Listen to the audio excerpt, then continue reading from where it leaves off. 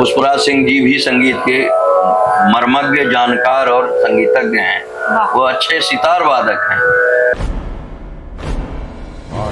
है प्रचंड बोल मस्तकों के झुंड, आज चक्र की घड़ी की तुम गुहार दो। मित्रों नमस्कार, मैं क्रांति पांडे आप सभी के मध्य पुनः उपस्थित हूँ आरंभ अनुष्ठान के इस नवीन एपिसोड में। जी हाँ, आज हमारे मध्य उपस्थित हैं टीआरएस कॉलेज के पूर्व professor doctor Rajkishore Mishra sir, जिनसे हम आज वार्ता करेंगे और जानेंगे उनके जीवन के तमाम आयामों के विषय में, और साथ ही उनसे वार्ता करेंगे संगीत की विधा के विषय में, उससे जुड़ी तमाम बातें, उनके जीवन के तमाम आयामों के विषय में। तो आइए मिलते हैं आदरणीय राजकिशोर मिश्रा जी से। प्रणाम करती हूँ सर, स्वागत है सर आरंभ अनुष्ठान के इस मंच पर आपका। आपको पहले तो इस संस्था और जो भी आप कार्यक्रम चला रही हैं उसकी बहुत बहुत बधाई आपको मेरी ओर से। सर पहले तो अनायास ही ये प्रश्न उठता है मन में कि आपका जो जन्म स्थान है वो कहाँ का है? हम सतना जिला में हिनौती गांव में हमारा जन्म स्थान है जी। ये रामबन एक दर्शनीय स्थल है जी। तो उसके पास पड़ता है, हिनौती गांव है जी। वहाँ का जन्म स्थान है। शिक्षा दीक्षा वहीं से आरंभ हुई थी? हाँ, स्कूली शिक्षा हमारी गांव में ही हुई 8वीं तक की। जी। उसके बाद नियरेस्ट एक कस्बा कह लीजिए तो सज्जनपुर है, वहाँ हमारी हायर सेकेंडरी तक की शिक्षा सज्जनपुर में हुई। जी। और उसके बाद फिर मैहर म्यूजिक कॉलेज से स्नातक की उपाधि, और फिर उसके बाद खैरागढ़ यूनिवर्सिटी से हमारा पोस्ट ग्रेजुएशन, और फिर एपीएस यूनिवर्सिटी से हमारा डॉक्टरेट। अच्छा, तो सर जैसा कि आप बता रहे हैं संगीत से आपका ग्रेजुएशन हुआ, पोस्ट ग्रेजुएशन हुआ, तो संगीत से जुड़ाव बचपन से था या? हाँ, पिताजी को शौक था संगीत का जी। और वो गाते थे, और उन्हीं के शौक के वजह से, उन्हीं की इच्छा के कारण हम तबले की शिक्षा लेना माने प्रारंभ हुआ हमारा। और हमारे प्रारंभिक गुरु जो हमारे दीक्षा गुरु होते हैं जी, तो उन्हीं से हुआ था। वो संगीतज्ञ भी थे और एक महंत थे एक मठ के जी। जो बालाजी मंदिर चित्रकूट में माने फेमस मंदिर है जी। और वो औरंगजेब जी द्वारा निर्मित है।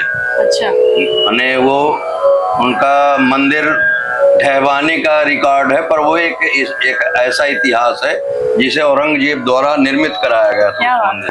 अच्छा। और उसके मठाधीश हमारे प्रथम गुरु हैं और वो दीक्षा गुरु भी हैं, हमारे आध्यात्मिक गुरु भी हैं जी। तो उनसे हम जब 5वीं 6वीं पढ़ते थे तब थोड़ा सा तबले की शिक्षा हमारी उनसे स्टार्ट हो चुकी थी। अच्छा, वहीं से आरंभ? हाँ, फिर मैहर बाद में गए। जी। फिर हायर सेकेंडरी उत्तीर्ण होने के बाद हम मैहर म्यूजिक कॉलेज के स्टूडेंट हुए जी। और फिर आगे बढ़ा कारवां इसका संगीत खंडवा में हुई है जी।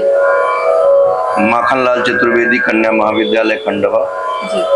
और वहाँ तकरीबन 11 साल हम मैंने खंडवा में। जी। उसके बाद मान कुंवर बाई कन्या महाविद्यालय जबलपुर में जी। तकरीबन 2 साल, और उसके बाद फिर टीआरएस कॉलेज रीवा जी।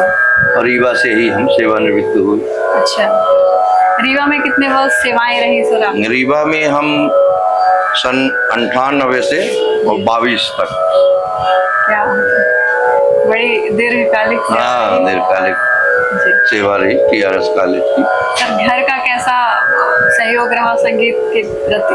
दरअसल पिताजी के ही कारण हम संगीत में, हमारा कोई पहले ऐसा बहुत ये नहीं था कि ये हमारा कैरियर ही बन जाएगा संगीत। अच्छा। एक शौकिया सीखने का जी।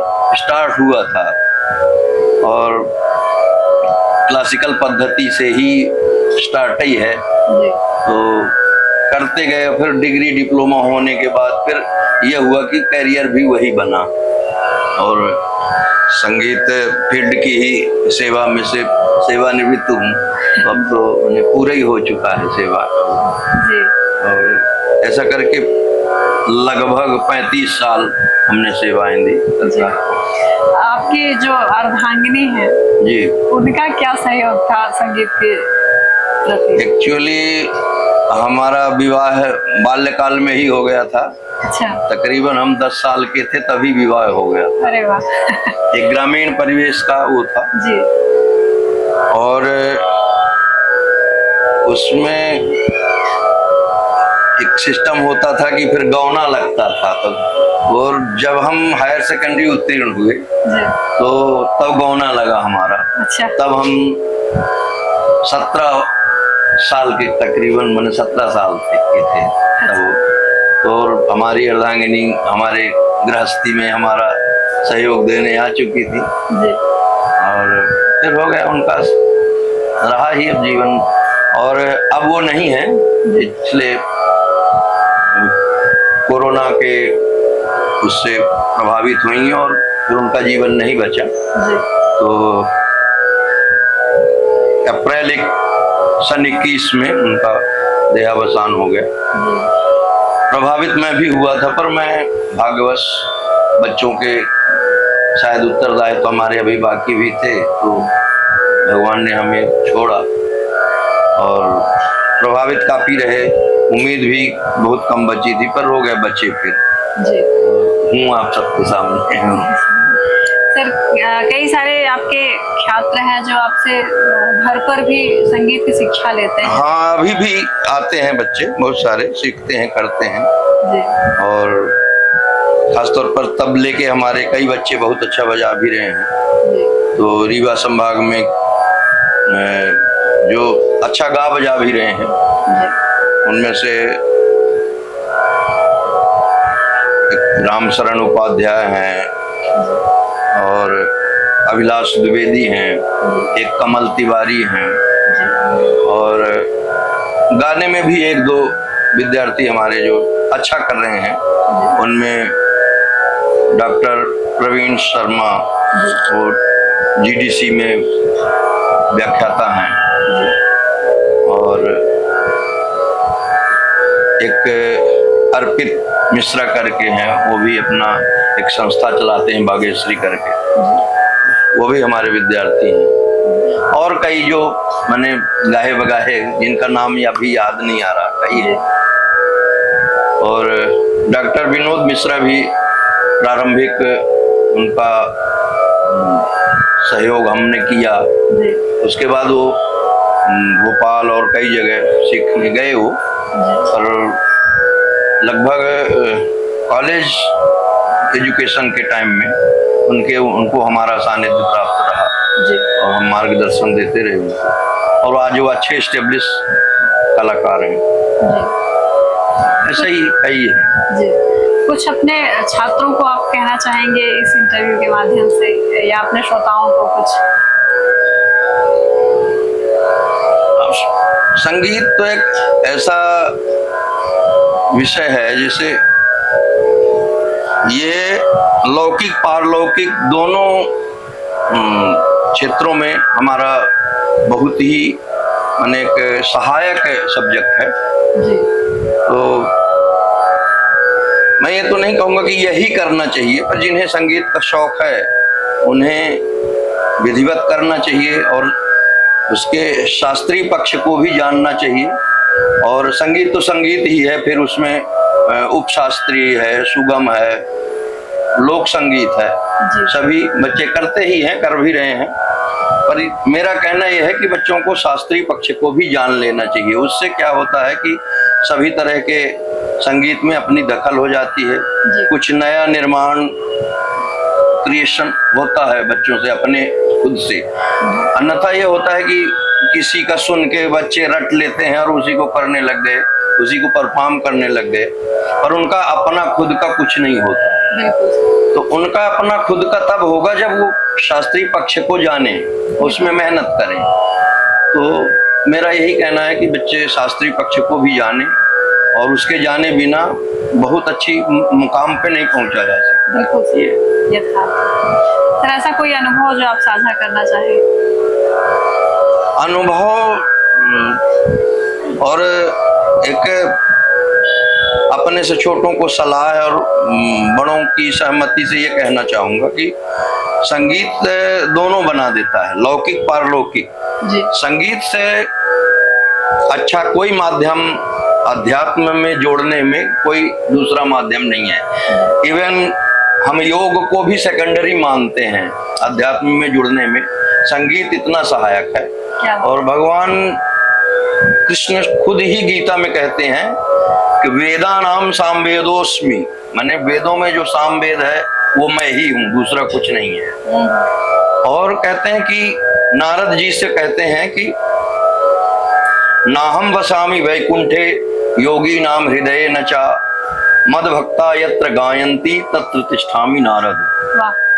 मैंने उनका कहना यह है कि ना मैं वैकुंठ में नियमित वास करता हूँ, अन्य योगियों के हृदय में ही बैठा रहता हूँ। मेरे भक्त जहाँ मेरे गुणानुवाद का गायन करते हैं, मेरे रूप लीला धाम की चर्चा करते हैं, मैं वहीं बैठा रहता हूँ। क्या बात। और प्रथमतः संगीत जहाँ होता है तो वहां मैं उपस्थित रहता हूँ। जी। ये भगवान कृष्ण का कहना है। भक्ति कालीन कवियों द्वारा आप देखेंगे कि उनने संगीत को बड़ी महत्ता दी है। उनमें सूर, कबीर, मीरा, दादू, नानक, है ना, ऐसे कई तमाम भक्त कवि हुए जिन्होंने संगीत के माध्यम से अपने इष्ट को रिझाने की कोशिश की। उनमें से स्वामी हरिदास जी जो सबके गुरु, जिनसे हम लोग संगीत का एक वो मानते हैं कि जिनका दिया हुआ प्रसाद जूठन ही हम सब प्राप्त है हम लोगों को, और जो भी उससे आगे बढ़ रहे हैं तो उन्हीं का दिया हुआ है। तो वो उनने खुद संगीत के माध्यम से ही अपने इष्ट राधा कृष्ण के दर्शन किए, है ना। और उनका तो यहाँ तक था कि वो और किसी के लिए ही गाते ही नहीं थे, उनका संगीत सिर्फ ईश्वर के लिए था, उनके अपने इष्ट भगवान कृष्ण के लिए था, राधा जी के लिए था। और आज भी निधिवन में उनका समाधि बनी हुई है। और जहाँ भगवान का नृत्य रास होता है वहाँ उनका खुद का मकाम भी आज भी है। शायद उनकी आत्मा भी वहीं कहीं विचरती हो, सखी सहचरी बन के भगवान का वहीं कहीं वो हो रहा होगा। फिर उनके शिष्यों में बैजू बाबरा, तानसेन और अन्य पुरोधा संगीतज्ञ हुए जिन्होंने समाज को अपनाया और सेवा दी, अपनी संगीतिक सेवा समाज को दी। उनमें से तानसेन जी का ऐसा वो होता है, इतिहास मिलता है कि वो रीवा में ही पहले रहे।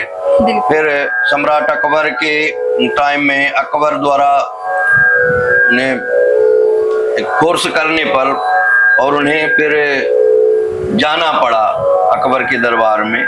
और यहाँ के राजा तत्कालीन रामचंद्र जी जो थे उनने उनके विदाई में उनके जो डोला था, जो पालकी थी, उसको उनने कंधा दिया था उनको विदा करने में, उनको रुखसत करने में कंधा दिया था, ऐसा इतिहास बताया जाता है। और रीवा का शास्त्रीय पक्ष संगीतज्ञ भी रीवा का इतिहास है कि बहुत अच्छे गुणीजन हुए हैं। सरोद वाद्य की उत्पत्ति भी रीवा से मानी जाती है। हाँ, और कई इतिहास हैं यहाँ। आपके मधुर अली और महाराजा रघुराज, महाराजा विश्वनाथ, और ये सब इतने अच्छे भक्त भी थे और कवि भी थे। इनकी रचनाएं आज भी विद्यमान है।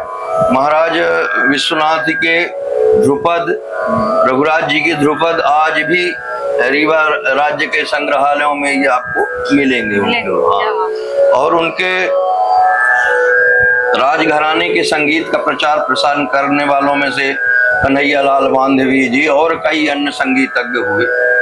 तो ये सब लोग थे और एक बहुत समृद्ध संगीत का रीवा में माने एक टाइम पे बोलबाला था जो जगत में जाना जाता था, है ना।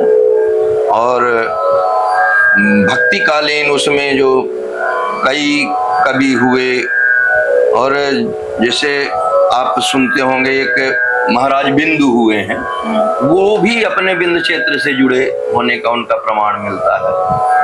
अमीर खुसरो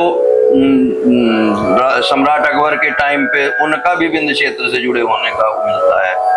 बीरबल जैसे एक आंसू का भी माने सब्जेक्ट के ऊपर तुरंत बोलने की क्षमता रखने वाले में से बीरबल भी बिंद क्षेत्र से जुड़े होने का प्रमाण मिलता है। इस तरह हमारे यहाँ का साहित्य और संगीत दोनों ही रीवा राज्य का बहुत नामचीन माने जिसको कह सकते हैं कि जगत में प्रसिद्ध था। और कई कथाएं यहाँ की रीवा की आपने सुना होगा कि महाभारत कालीन जो भूरिश्रवा का जो वो था किस्सा मिलता है कि उसकी बिजायट को लेकर के कोई गिद्ध उड़ा था और वो फिर आकर के रीवा राज्य के किसी कुएं में उससे वो छूट गया था। अच्छा। फिर वो इतिहास के अनुसार वो फिर राजा को रीवा राज्य के किसी राजा को प्राप्त हुआ है। अच्छा। और वो कहीं ना कहीं रीवा राज्य की धरोहर होगा है कि क्या है नहीं समझ में आ रहा, पर ऐसा प्रमाण मिलता है। तो रीवा राज्य एक प्रसिद्ध राज्यों में से एक राज्य है और आज तो अब राज्य का कोई बहुत वो नहीं रह गया है, फिर भी रीवा राज्य जाना जाता है। बघेलखंड यहाँ के राजा बघेला हुए तो उनके कारण ही बघेलखंड कहा जाता है। और उनके टाइम में संगीत का बड़ा अच्छा प्रचार प्रसार हुआ और आज भी है।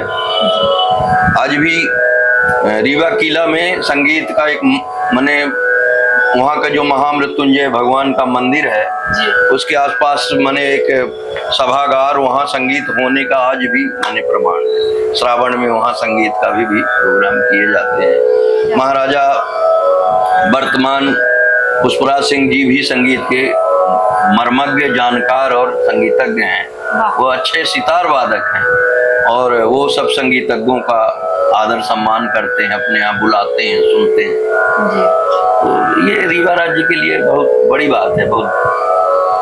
और सम्राट अकबर के यहाँ जाने के बाद तानसेन जी का तो वहाँ प्रचार प्रसार हुआ ही, जिनके नाम से आज तानसेन समारोह ग्वालियर का होता है, सुनते ही।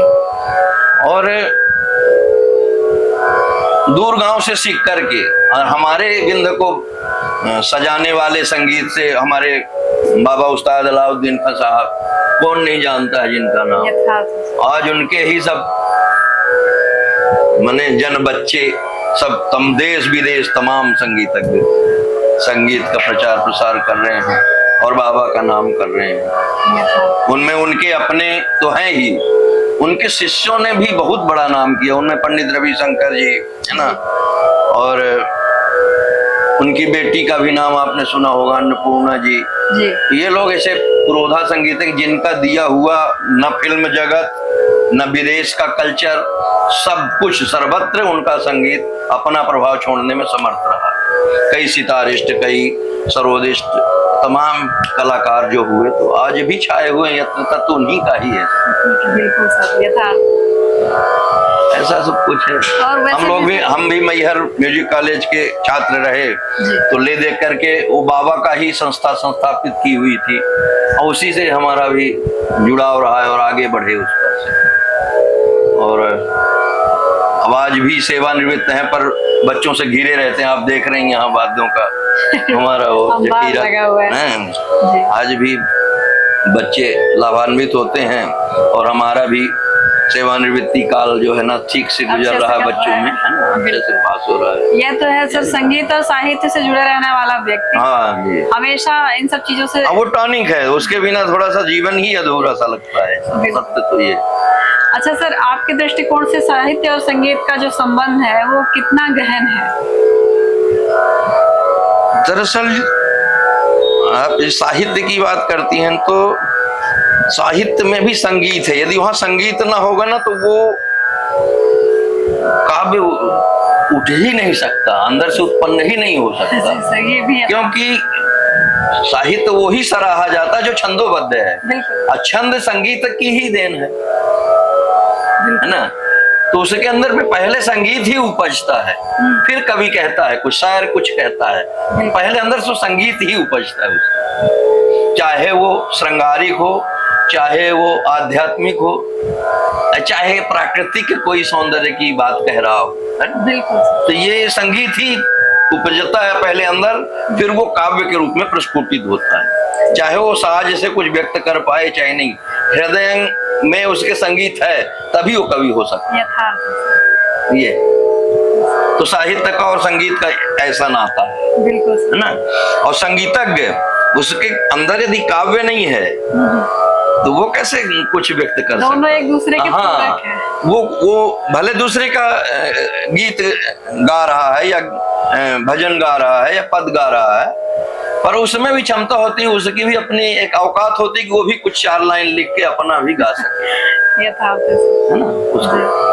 तो ऐसा है वो संगीत का और साहित्य का ऐसा नाता है, यानी कह लो आपकी चोली दामन का साथ जिसको कहते हैं, ऐसा है एक दूसरे के बिल्कुल पर्याय है। बिल्कुल ये सर कुछ सुनने को मिल सकता है हमारे श्रोताओं को आपके गीत या कुछ? हाँ, मैं जैसे तो तबले का ही हूँ, मेनली मैंने तबले का ही तालीम पाई है बकायदा। गायन मेरा बस सुन सुन के थोड़ा सा ऐसा बन पड़ा है, फिर बाद में मैंने गायन से भी स्नातकोत्तर डिग्री प्राप्त की। क्या बात है। पर मैंने बकायदा गुरु नहीं किया है गाने का। जी। तो आप चाहोगे तो कुछ भजन वजन कह देते। बिल्कुल सर, बिल्कुल।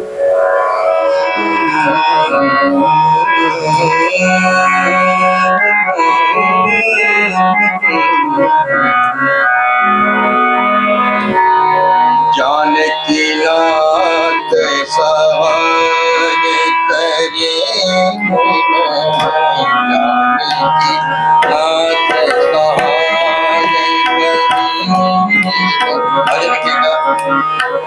नाथ सहाय करे, ओम वेद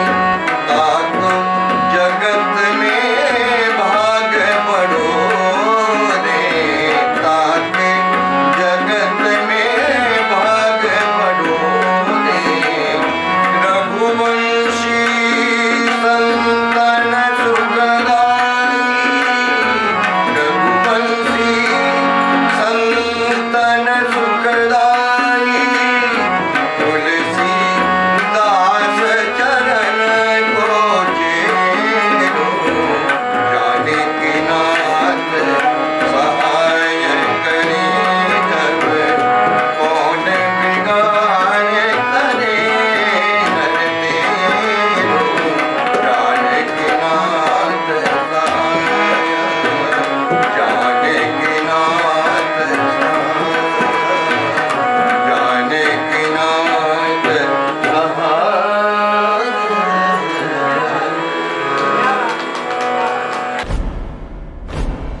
आरंभ है प्रचंड बोल मस्तकों के झुंड आज चक्र की घड़ी के